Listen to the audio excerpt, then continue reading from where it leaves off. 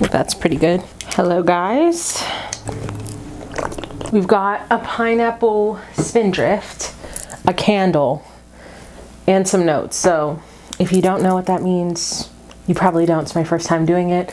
But we are doing our no-buy check-in, and guess what? Month 1 is complete. So hey everyone, if you're new here, my name is Brittney and I am on a journey to complete a no-buy year. Now, if you want to learn more about my journey, I did a whole video breakdown of what I'm doing, why I'm doing, all that good stuff. But part of my accountability in this journey was checking in each month, letting you know how it went, what I did, what I didn't do, and then what the plans are for the next month. So when you are seeing this, it is January 31st, and I have just completed my first 31 days not buying anything that wasn't in my budget. So it was hugely successful.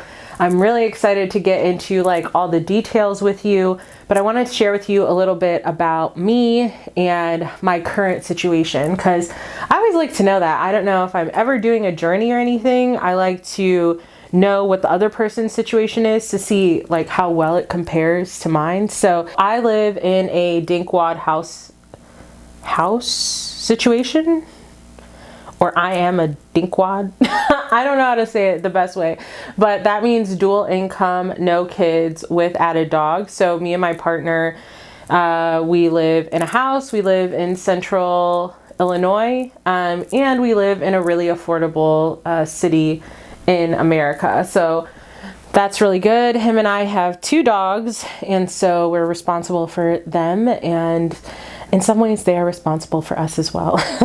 So that's kind of like our money situation. So for my no-buy year, I was pretty explicit that I just wanted to cut out any unnecessary spending. A couple of the main things are like no clothing, no home decor, no real physical items that I'm going to be bringing into my home, and no shopping for myself. And what I mean by that is each month, as I move through the month, if I do need to get something, if I run out of like deodorant, let's say, I'm not going to be going online or walking around Target or Walmart and like picking out the deodorant based on aesthetics. I'm basically going to say, what deodorant do I really like? That's the one I'm buying, and then I have to use that up.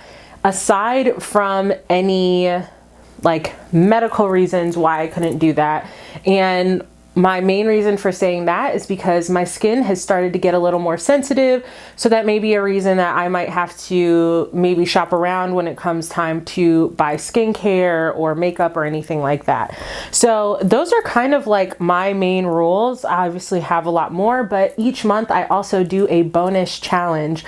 So I'm ready to share with you guys my journey, how I did, and yeah, if you want more details, you can check out the previous video, which I will link above.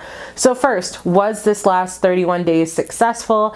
It 100% was. I didn't buy anything that was outside my rules, and in fact, I really didn't buy anything this month. I didn't buy toiletries because I didn't need any. I didn't even buy any of the things that like are approved to buy. I didn't buy any of it. The only thing that was on my no buy rules, but this was approved, was I'm not allowed to buy clothes, but I am allowed to get clothes altered. So for my business, I'm getting brand photo shoots. By the time you see this, they'll already be done, but I had a white jumpsuit that I finally decided to use. And to be honest, I can already tell that this no-buy is making me more resourceful and more thankful for the things I have, because when it was time to do this photo shoot, normally I would have been shopping, even though I had bought this random, it is like when the stars align, you know, you like buy something so off the wall. I bought this thing because it was like on clearance for like $12. I was like, when the hell would I ever wear a white sparkly jumpsuit? And don't you know it? It becomes January 2024 when you get your brand photo shoot. That's when you'll need it. So I actually got that altered, which was totally within my no-buy rules. And it was only like 20 bucks to get the jumpsuit altered. So we are successfully 31 days into the no-buy. I also have budgeted 4 times, which is great because my goal is to budget every single time I get a paycheck. So that's really huge for me. I feel like budgeting is a really good way for me, especially when I'm not spending money, to watch my like money grow. I basically started from 0 in January. I spent so much money on Christmas, was not paying attention to my money for the last half of 2023, invested a lot in myself last year, and I'm proud of myself for doing that, but now it's time to like get it together. So we budgeted all 4 paychecks. Then I have my debt payoff. So each month I want to tell you guys based on this, like how much extra debt was I able to pay off. This month I was able to pay off $1,371. And in that, it includes paying off my Care credit card that I had some major dental work done back in the summer of this year. And so I was able to pay that off. I highly endorse Care credit. I've had that card for probably the longest time. It's amazing because you can get like medical things done and you can finance the cost at 0%, which is great because sometimes you just do not know how much shit is going to be, and it is wild when you think about it. So you can also use it for pets. I used it for my Invisalign, for dog surgery, all that kind of stuff, but really happy to have that paid off again. So yeah, that's huge success on all fronts. So I want to get into like what I learned and what tips I have if you are also starting this journey right now, because I do think it's like completely possible for anyone to do this, especially like a month. And I do think January poises itself as like probably the best month to do it if you are caught up in the holiday rush of the end of the previous year. So the first thing that I learned is that I was so burnt out on spending money and feeling like it was leaving me so quickly in January. Like I was very much prepared to do this no buy.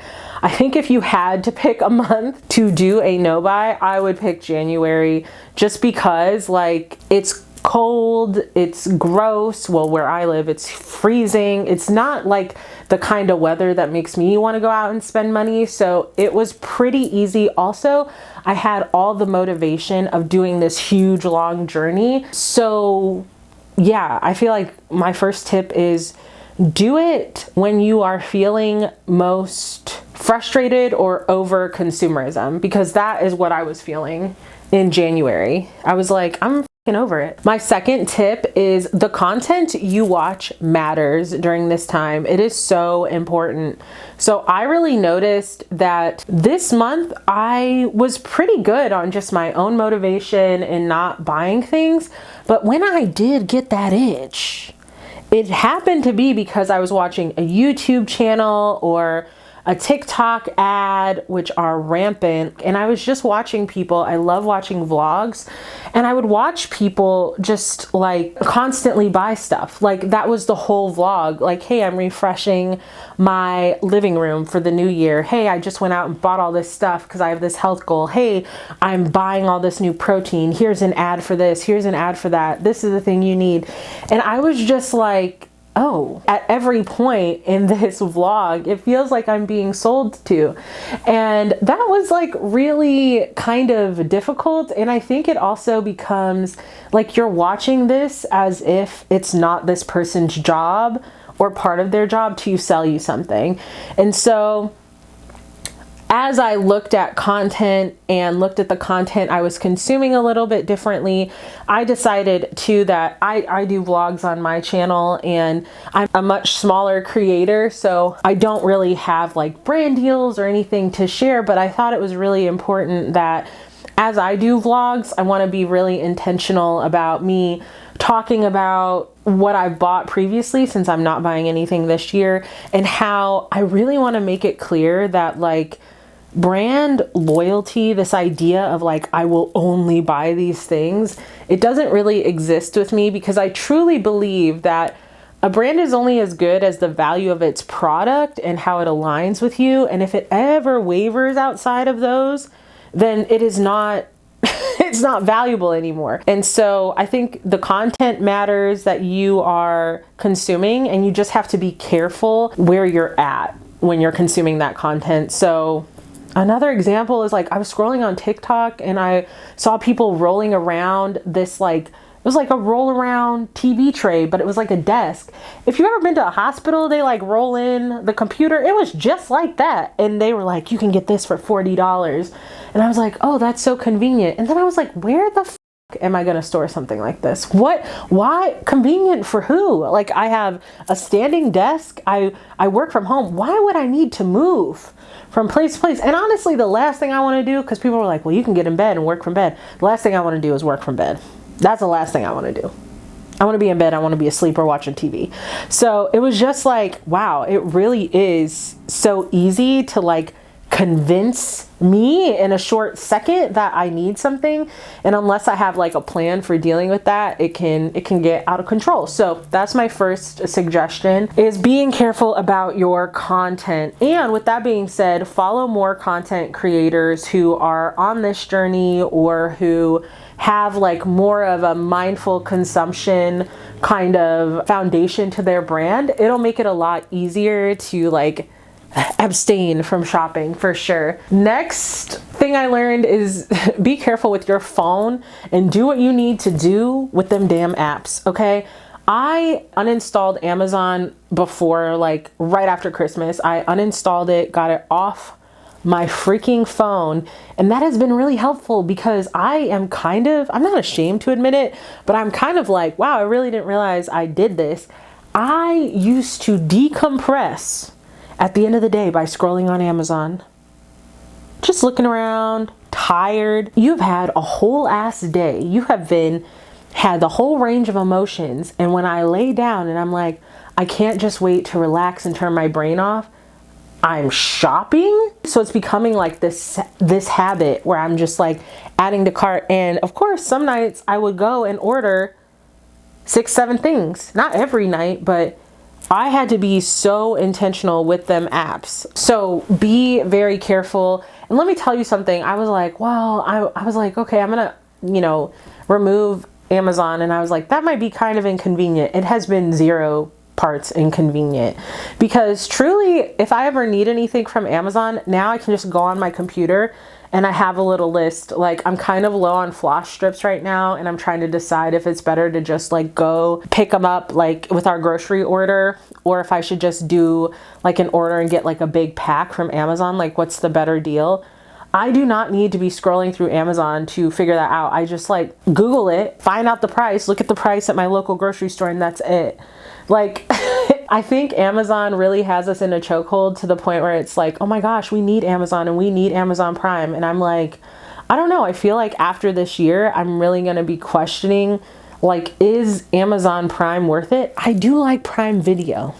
I'm not gonna lie. I do like some of the content on Prime, but it's just wild. I don't need Amazon. So I removed I removed Amazon from my phone, and I also removed all of the shopping apps that didn't align with the things that I was gonna be doing. So I uninstalled Sephora and Ulta. I mainly shop at Ulta these days, but if I ever need something from Ulta, I can just go on my computer, put in my Old Faithfuls, because I'm not doing new shopping this year, and get them shipped or sent to my local Ulta. I uninstalled like Eloquii, Old Navy, any clothing shopping apps. It is crazy how every single thing has a shopping app. The only shopping apps I still have on my phone are the ones we use to order groceries. So I have Instacart, Walmart, and Kroger. Those 3 apps are still on my phone. And then I have the one where we use to book grooming appointments for our dogs and get their food. So I have Chewy and I have PetSmart, is it PetSmart or Petco? I always be getting those confused. So that's it. Those are the only shopping apps I have on my phone. I never am like, oh my God, I just want to poke around Chewy. It just doesn't have the same appeal to me. So that is my second tip. Be really intentional with your phone apps. Oh, and the other thing that I wanted to say is it's really easy to not spend money when you are inside. It has been so cold lately. Like it's like apocalyptic out there. And so No, I don't want to get in my car and go to Target. No, I do not feel like going and shopping. So with that in mind, I'm just like being smart. Like, hey, that's happening. Like, I'm feeling very like, I don't feel like shopping, but I know it's going to get warmer and I know it's going to be nicer. And I'm really going to have to create a plan to just manage my emotions when that comes up. And the last thing is, I've noticed I have a lot more time. I used to spend a lot of Saturdays. I'd be like, oh, I'm going to run errands, go out and maybe do like one errand and then go to Target and TJ Maxx, and they're like all in this line. I have so much more time now, outside of the fact that I'm not like going and, you know, having these half-day marathons where I'm just like shopping and poking around and then bringing home all this shit into the house that then I have to like filter out throughout the house. We've been able to keep our house a lot cleaner. Everything has just felt a little bit more manageable this month. I don't want to say a lot more manageable, but it's just felt like I have a little bit more breathing room. So those are the things I've learned, and those are my tips.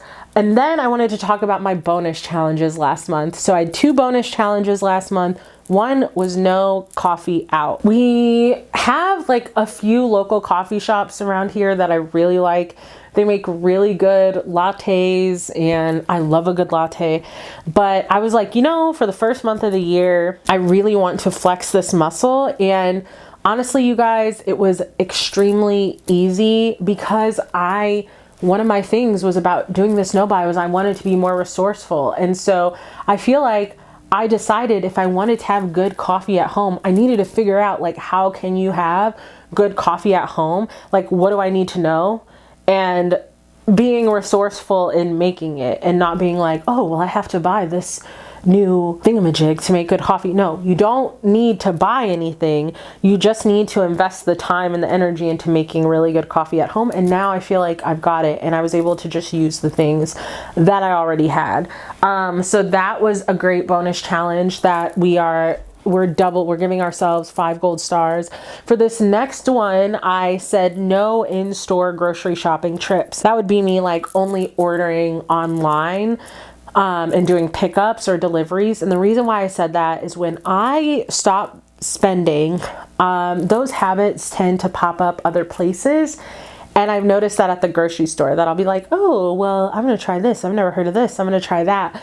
And so I didn't want to get caught up in that situation again. And so for this particular one, I'm giving myself 4.5 stars out of 5. And that's because I went to go pick up our grocery order a couple weeks ago and I hadn't had coffee or anything because we had run out of milk. And so I was like, okay, go to pick up the groceries aren't ready. They're running like 5 hours behind, which makes sense. It was really bad weather. So I just stopped in to a grocery store on the way home. I was like, I just need some milk and then I can go home. And I ended up buying a bottle of Ripple milk. So normally I get Fairlife, plug for Fairlife, 2% milk. It's the best.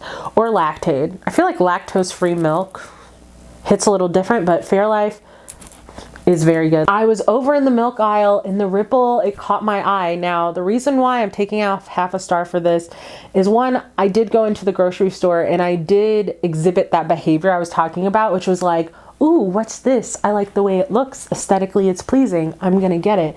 It was a plant-based milk. I was like, well, if I like it, and guess what? I didn't like it. We're gonna use it in probably like smoothies and stuff because I feel like you won't be able to taste it as much, but it's important to recognize this is how shopping is set up. They want you to like look and try and do whatever. And that is a habit I really wanted to get out of this year. So I give myself 3.5 stars because every other time we've done a grocery run or anything like that, I have only gone in and like gotten the things I needed to get because they were unavailable at our grocery store. So maybe I go to like the local market and pick up a couple things because the bigger grocery store was out of them. Does that make sense? Anyways, so gold stars on that front. And then finally, we are going into this next month, and this is going to be the biggest challenge yet.